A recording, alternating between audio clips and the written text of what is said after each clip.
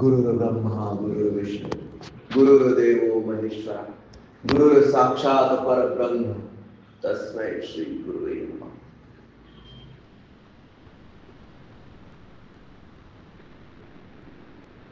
माणसाचं जीवन आध्यात्मिक आणि भौतिक याच्यात बॅलन्स करण्यातच जात. बॅलन्स भौतिक जीवनात आपल्या डिझायर्स, आपल्या इच्छा, आपले नाते होते आणि याच्यामध्ये आशा, ममता, माया, मोह याचा जो आविर्भाव होतो, त्यामुळे आपल्याला आपलं जे मुख्य आध्यात्मिक उद्दिष्ट आहे, मुख्य आध्यात्मिक उद्दिष्ट म्हणजे परम आनंदाची प्राप्ती, सच्चिदानंदाची प्राप्ती. पण त्या प्राप्तीपासून या भौतिक जीवनातल्या नात्यागोत्यांचा आपल्याला उपयोग पण होतो आणि त्यांच्यापासूनच आपल्याला त्रास पण होतो. प्रत्येक नात्याचा आपण मनुष्य लग्न का करतो? बायको ही खायला प्यायला व्यवस्थित शिजवून आपल्याला खाऊ घालेल याच्याकरता तो लग्न करतो. मुलं होतात, माया ममतेमध्ये अडकत जातो. मग मुलांच्या पालन पोषणाची जबाबदारी घेतो, संसार वाढवतो, घर पाहिजे, बंगला पाहिजे, गाडी पाहिजे. मग तेच मुलं त्या बंगल्या करता आणि त्या गाडी करता, त्या प्रॉपर्टी करता एकमेकांबरोबर भांडतात आणि त्यांचे भांडणं निस्तरण्यात या म्हाताऱ्याचं म्हातारपण जात. पण या सर्वाचा बॅलन्सिंग करून सगळ्यांमध्ये बॅलन्स साधून जो आध्यात्मिक उन्नतीसाठी प्रयत्न करतो तोच शेवटी यशस्वी होतो.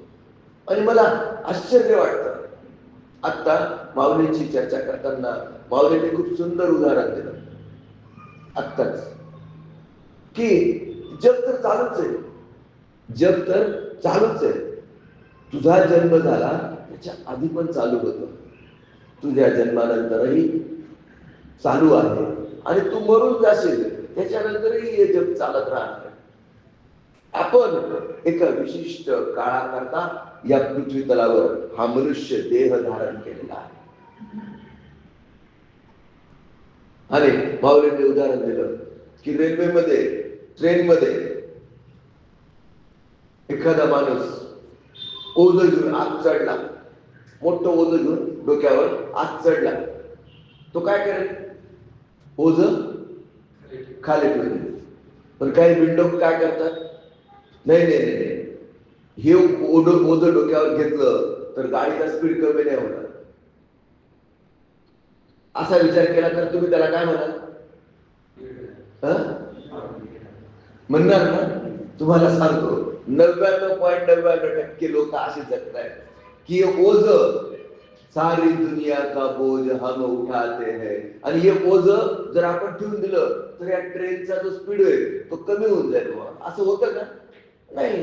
ते ओझं तुम्ही डोक्यावर घेतल्याने त्या ट्रेनच्या स्पीड मध्ये काहीही फरक पडत नाही. तसंच करता करविता तो आहे. आणि आत्ता जे तुम्हाला तुमच्या समोर दिसतंय ना, हे करायला त्याने फक्त निमित्त बनवलेलं आहे. नाही तर माझ्या भावाचं जबाबदारी माझ्यावर आहे, माझ्या भावाची जबाबदारी माझ्यावर आहे, माझ्या आईची जबाबदारी माझ्यावर आहे, माझ्या मुलांची जबाबदारी माझ्यावर आहे.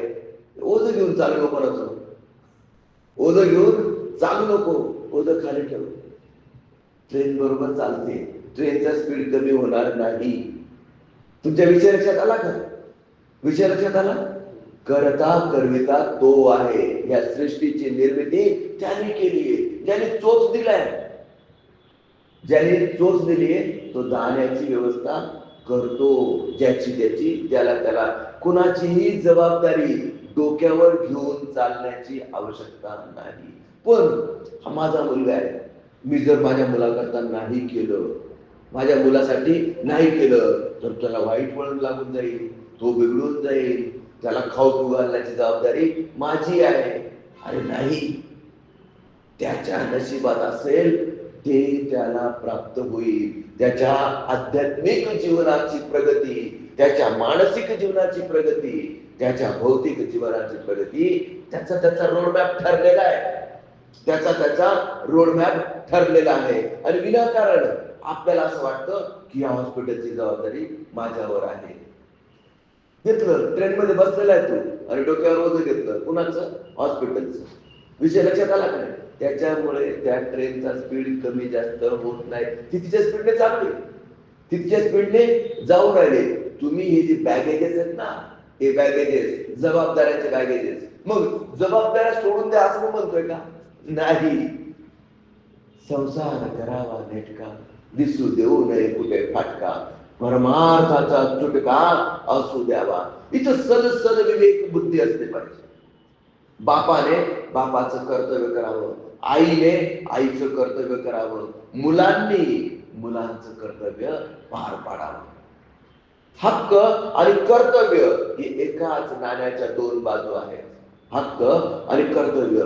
जसं तुम्हाला मुलगा म्हणून काही हक्क मिळतात, बापाच्या प्रॉपर्टीवर मुलाचा हक्क असतो, तसं बापाची म्हातारपणात सेवा करणं हे मुलाचं कर्तव्य असतं.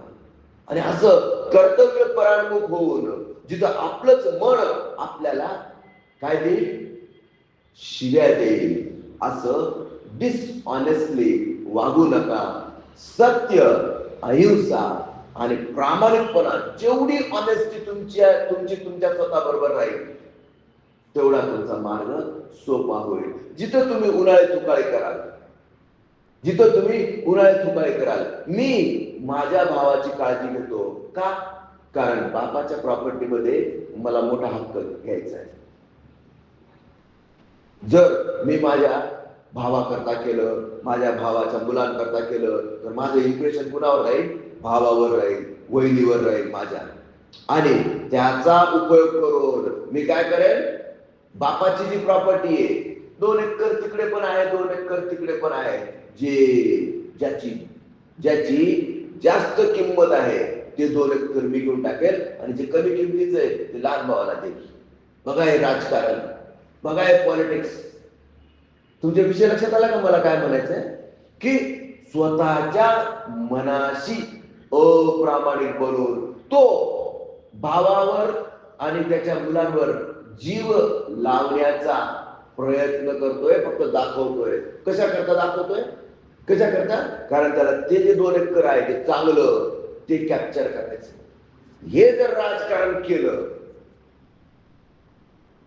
सत्यानाश. आणि आपल्या अंतरात्म्याला साक्षी ठेवून जसं आहे तसं वागा.